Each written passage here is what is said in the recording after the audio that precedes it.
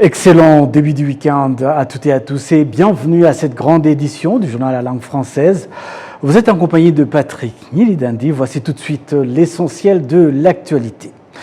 Le Rwanda et la Guinée renforcent leur coopération dans le domaine du numérique. Une délégation guinéenne composée des représentants des services du Premier ministre, du ministre chargé du numérique et du secteur de l'eau séjourne actuellement au Rwanda pour s'inspirer de l'expérience rwandaise en matière de digitalisation des services publics. Au cœur des échanges, la dématérialisation de marchés publics, de services numériques destinés aux citoyens, ainsi que des solutions des paiements des factures d'eau. Cette visite s'inscrit dans le cadre de la coopération déjà engagée entre les deux pays avec pour objectif de partager les expériences et d'identifier de nouvelles possibilités de coopération.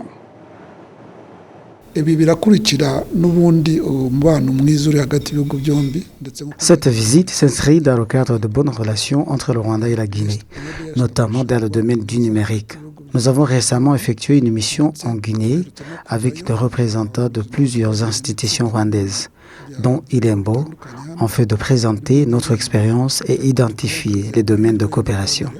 La délégation guinéenne est aujourd'hui au Rwanda pour approfondir ces échanges et découvrir concrètement certaines solutions numériques mises en place dans notre pays. L'un des principaux sujets concerne la modernisation de la passation des marchés publics en Guinée grâce aux technologies numériques. Nous sommes déjà à une étape avancée de ce projet et cette visite permet à nos partenaires de mieux comprendre notre expérience et de voir comment ces solutions fonctionnent au Rwanda. Ils s'intéressent également à d'autres services numériques, notamment IREMBO, les solutions de paiement de factures d'eau et de l'e-cabinet utilisées par le gouvernement rwandais. Cette visite permet donc de renforcer les projets que nous avons déjà engagés avec la Guinée et d'exploiter de nouveaux domaines de coopération. L'objectif est de partager nos connaissances et de développer ensemble des solutions adaptées aux besoins de nos deux pays.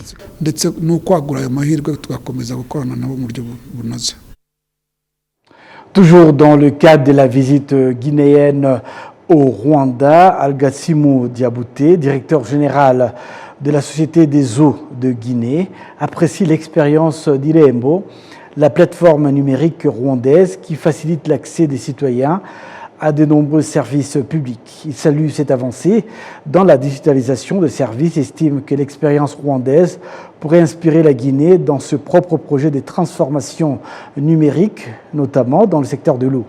Les enseignements tirés de cette visite devraient ainsi contribuer à améliorer l'accès aux services et faciliter les démarches des usagers. IREMBO est une société de référence mondiale aujourd'hui. Donc, ils ont fait la digitalisation du marché public en Guinée. Et la SEG a beaucoup d'ambition de digitaliser pour mieux servir. Sur ce, on est venu pour une coopération entre IREMBO et la SEG, en un mot entre les deux pays, le Rwanda et la Guinée, parce que la relation qui nous lie aujourd'hui est vraiment fraternelle. La coopération sud-sud, on va aller vers ça. Donc, IREMBO aujourd'hui, nous voulons le confier la digitalisation de la SEG, les processus de paiement et tous les processus de la SEG, pour vraiment changer, pour être 100% digital. Aujourd'hui, au Rwanda, il n'y a plus de cash flow. Tout est digital. Donc, pourquoi pas, nous aussi, on va faire la même chose chez nous. On va diminuer le cash et on va aller sur le digital à 100%. Bon, le challenge est énorme. Si on apprend avec IREMBO, on va aller très loin parce qu'ils forment les formateurs de chez nous. Et au Guinée, ça revient 100% à la Guinée.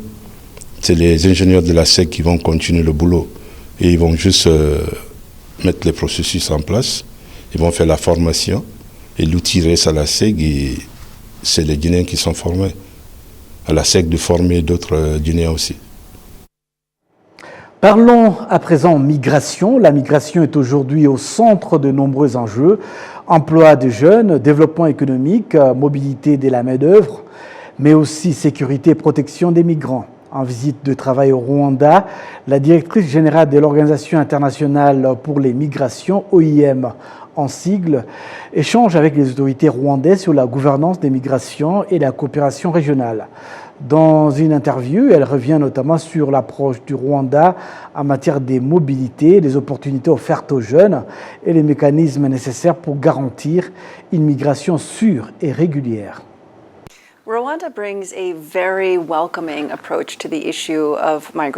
Rwanda apporte une approche très accueillante à l'issue de la migration en reconnaissant que les gens ont déménagé depuis des siècles et que la meilleure façon d'approcher l'issue est une façon de permettre aux gens d'obtenir l'accès aux emplois, à l'accès à l'habitation, de mieux s'intégrer dans les communautés, d'avoir une identification adéquate pour qu'ils ne travaillent pas ou vivent dans les sombres. C'est une meilleure pratique que tous les pays devraient considérer. C'est incroyablement important pour les gens d'être en mesure de bouger où sont les opportunités. Donc, ce que Rwanda fait en ce moment, tout d'abord, c'est d'inviter l'investissement dans son pays où les jeunes peuvent avoir les compétences et les expériences qu'ils ont besoin. C'est une bonne chose. Une autre chose, c'est de chercher des opportunités pour les jeunes d'aller à l'étranger, de vivre, de travailler et ensuite de ramener leurs fonds et leurs ressources dans le pays. Il y a beaucoup de choses qui peuvent se passer quand on gère la migration et qu'on a les gens qui peuvent voyager. Quand les gens voyagent par des réseaux de smuggling, c'est là que se passe l'exploitation et l'abus. Donc, plus les gouvernements, par exemple le Rwanda, peuvent partager avec d'autres gouvernements pour établir ces canaux de mobilité sécuritaire, pour s'assurer que les agences sont enregistrées et pour les tenir en compte, pour s'assurer que les jeunes, en particulier quand ils partent à l'étranger, ne sont pas exploités, ne sont pas payés pour ce qu'ils ont dit qu'ils allaient être payés. C'est la façon dont nous pouvons nous assurer que cela fonctionne. Parlons à présent changement climatique et météo. La saison des pluies de septembre à décembre 2026 au Rwanda devait être plus arrosée que la normale.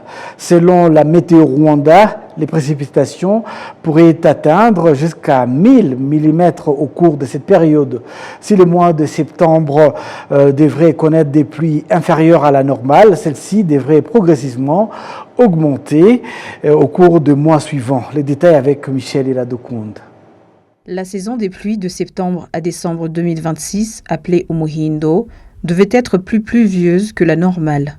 Selon les prévisions de l'agence météorologique du Rwanda, Météo Rwanda, les précipitations cumulées au cours de cette période devraient se situer entre 300 et 1000 mm, contre une moyenne habituelle comprise entre 279 et 962 mm, calculée sur la base des précipitations enregistrées au cours des 30 dernières années. La répartition des pluies devrait toutefois varier au cours de la saison. En septembre 2026, les précipitations devaient être relativement faibles et se situer en dessous du niveau habituellement enregistré durant ce mois. Elles devraient ensuite augmenter progressivement au cours des mois d'octobre, novembre et décembre. Météo Rwanda explique ses prévisions notamment par la hausse des températures dans les parties centrales et orientales de l'océan Pacifique liée au phénomène El Niño, ainsi que par l'augmentation des températures de l'océan Indien, correspondant à une phase positive du dipôle de l'océan Indien au Positive Indian Ocean Dipole. Ces deux phénomènes, dont les niveaux de température sont supérieurs aux moyennes habituelles, devraient favoriser une augmentation de l'humidité atmosphérique transportée par les vents provenant de ces océans. Les précipitations devraient également être favorisées par la convergence des vents chargés d'humidité provenant de l'hémisphère nord et descendant vers la région où se trouve le Rwanda. Dans l'ensemble, la saison des pluies de septembre à décembre 2026 devrait donc enregistrer des précipitations supérieures à la normale, malgré un mois de septembre qui devrait être moins arrosé. Selon Météo Rwanda, les quantités de pluie prévues durant cette saison présentent des similitudes avec celles enregistrées au cours des saisons de 1997 et 2023.